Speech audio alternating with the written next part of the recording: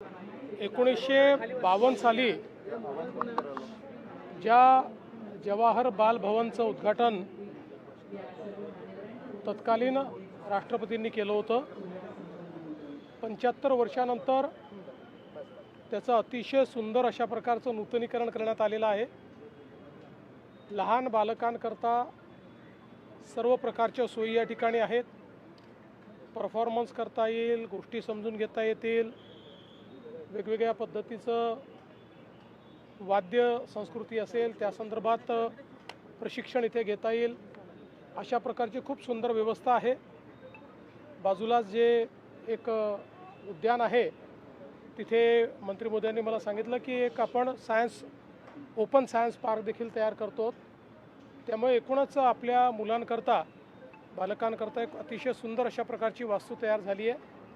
मी स्वतः माननीय मुंबईच्या महापौर आणि मुंबईचे आयुक्त यांना विनंती करणार आहे की त्यांनी आपल्या महानगरपालिकेतल्या शाळांमधले जी मुलं आहेत त्यांना या ठिकाणी आणावं आणि त्यांनाही इथल्या सगळ्या वातावरणाचा आनंद हा घेण्याची संधी द्यावी।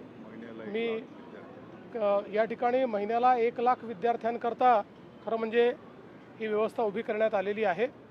त्या दृष्टीने मी आपल्या राज्याचे शिक्षण मंत्री दादा भुसे यांचं अतिशय मनापासून अभिनंदन करतो। सर, दुसऱ्या बाजूला आंबेनळी घाटामध्ये एक दुर्घटना घडली, त्या संदर्भात ट्विट सुद्धा आले, नेमकी काय सध्याची माहिती आहे? आता त्या ठिकाणी जे काही वर्क आहे ते चाललेलं आहे। 3 बॉडीज मिळालेल्या आहेत आणि अजून बॉडीज शोधण्याचा प्रयत्न चालला आहे, त्या देखील मिळतील। अतिशय दुर्दैवी अशा प्रकारची दुर्घटना आहे आणि खरं म्हणजे या संदर्भात पहिल्यांदा कोणाला माहितीच नव्हती, पण नंतर हे मिसिंग आहेत लक्षात आल्यानंतर शोध घ्यायला जेव्हा सुरुवात झाली त्यावेळी लक्षात आलं की अशा प्रकारची दुर्घटना झाली आहे।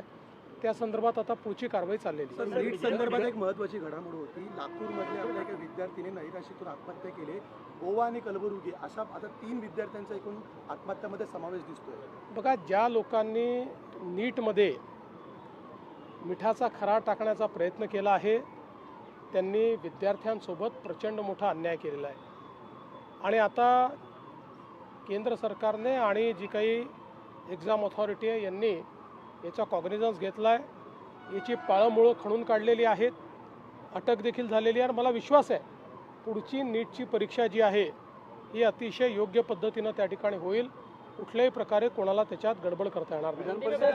विधान परिषदेच्या संदर्भातलं काय ते असं आहे की आमची चर्चा त्या संदर्भात चाललेली आहे।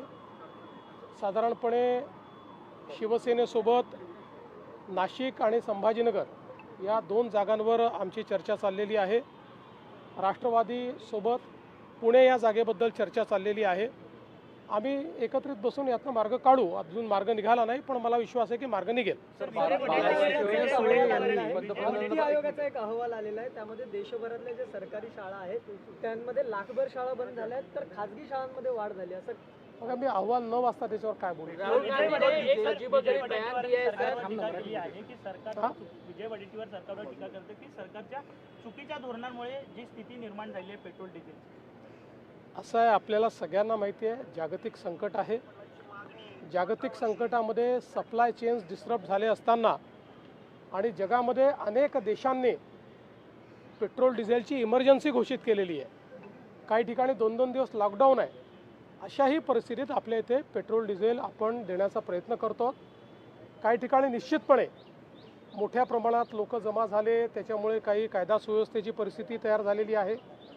विशेषतः या सीझनमध्ये आता शेतकरी देखील डबकीमध्ये डिझेलची मागणी करतात। साधारणपणे नॉर्मली आपण ती देत नाहीत, पण या सीझनमध्ये शेतकऱ्यांना आपण देत असतो। पण शेतकऱ्यांच्या नावाने कोणी दुसऱ्यांनी होर्डिंग करू नये या दृष्टीनं जिल्हा प्रशासन प्रयत्न करते आहे, त्याच्या वेगवेगळ्या उपाययोजना केलेल्या आहेत। मुळामध्ये साधारणपणे आपण जर बघितलं तर जेवढा कोटा मागील वर्षी आपल्याकडे होता जवळपास तेवढाच कोटा आहे, पण थोडी भीती असल्यामुळे किंवा पुढे मिळेल की नाही भीती असल्यामुळे 20% मागणी वाढली आहे। माझी सर्वांना विनंती आहे की पुरवठ्यावर ताण येईल अशा प्रकारे कोणीही साठेबाजी करू नये। परिस्थिती नियंत्रणात आणण्याचा प्रयत्न चाललेला आहे। सर्व जिल्हाधिकाऱ्यांना सूचना दिलेल्या आहेत।